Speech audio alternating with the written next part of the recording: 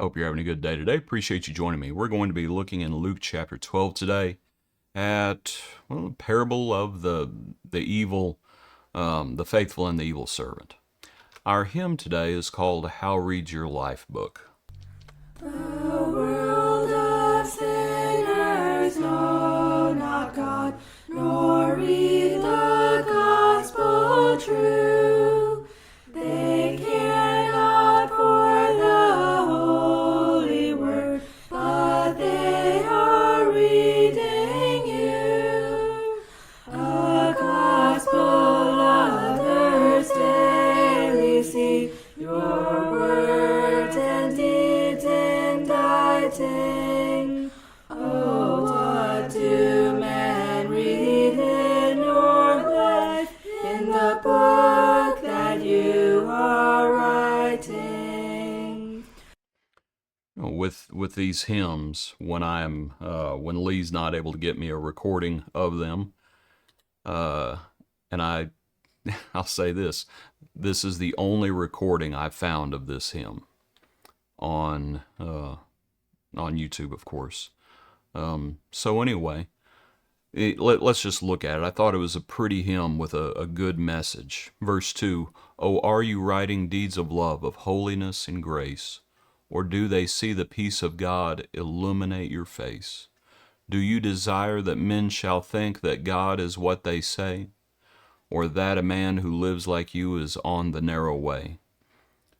Verse 4, "Oh, write upon your daily page a gospel that is true, and that will lead a soul to God if he shall follow you. A gospel others daily see, your words and deeds inditing. Oh, what do men read in your life, in the book that you are writing?" Very much reminds me of the hymn that we have. I believe the hymn is called "The World's Bible," and talking about pages being crooked and such things as that. And I was thinking about that with the hymn. You know, sometimes in hymns, when people are a little sharp or a little flat, we need to look past that and look at the words. Listen to the words and sing the words.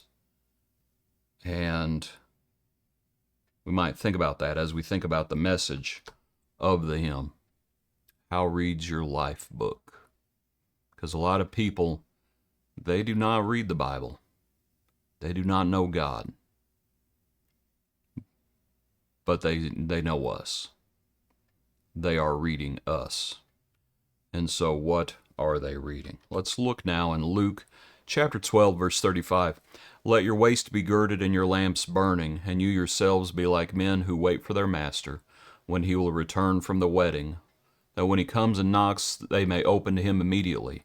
Blessed are those servants whom the master, when he comes, will find watching. I say to you that he will gird himself and have them sit down to eat, and will come and serve them. If he comes in the second watch or the third watch and find them so, blessed are those servants." Verse 40, "You also be ready. The Son of Man is coming at an hour you do not expect." Peter asks an odd question. Peter says, "Lord, do you speak this parable only to us or to all people?" Don't you think that's kind of an odd question? And seeing how the Lord is just talking about preparation when the Son of Man comes. Be ready. And Peter says, are you talking to us or everybody? It just strikes me as an odd question given what the Lord has said. So the Lord goes on. After Peter's question, the Lord said, "Who then is that faithful and wise servant whom his master will make ruler over his household to give them their portion of food in due season?" I think the Lord's way of teaching is marvelous. Peter asks, as I said, I think it's an odd question, but it's a simple question that anybody else would answer either, "I'm only talking to you," or "I'm talking to everybody." But the Lord doesn't answer it that way. The Lord has his own way of answering questions. And so he goes on and he talks about stewardship. Verse 43, "Blessed is that servant whom his master will find so doing when he comes. Truly I say to you, he will make him ruler over all that he has. But if that servant says in his heart, my master is delaying his coming, and begins to beat the male and female servants, and to eat and drink and be drunk, the master of that servant will come on a day when he is not looking for him, and at an hour when he is not aware, and he will cut him in two and appoint him his portion with the unbelievers. And that servant who knew his master's will, and did not prepare himself or do according to his will, shall be beaten with many stripes. But he who did not know, yet committed things deserving of stripes, shall be beaten with few. For everyone to whom much is given, from him much will be required, and to whom much has been committed, of him they will ask the more. Okay, so Peter's question, are you saying this to us or to everybody? And so in Peter's mind, you have these two groups. Now, the Lord does talk about two groups. Those who know the master's will, right, there at the end. Those who know the master's will, and actually he talks about three groups, kind of. The servants who do the master's will, but then amongst those who do not, who do not do his will. Those who know the master's will and did not prepare, and then those who do not know and do not prepare. Obviously, the lesson is be prepared. Be prepared. And you don't know when the Lord is coming back. Jesus himself says, that hour no one knows. Even he himself doesn't know.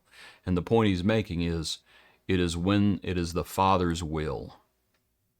It is in his purview. That's the point. When the Father says it's time, it's time. That's the point. What we are called to do is to be ready. Because the issue is, and you can tell the Lord's addressing this, if you knew when the Lord was coming back, what would people do if they knew that? See, he speaks to this issue. If that servant says in his heart, verse 45, my master is delaying his coming, pardon me, if that servant says that, right, that's the point. If the master of the house had known what hour the thief would come, he would have watched and not allowed his house to be broken into. Right? You don't know when he's coming. And so you don't get to say, oh, well, he's delayed, I'm going to live however I want to live. No, you need to be prepared. We need to be prepared always. That's the first point. One of the other things I think you can show from this passage, though, is in those latter verses where he talks about the verse we already looked at.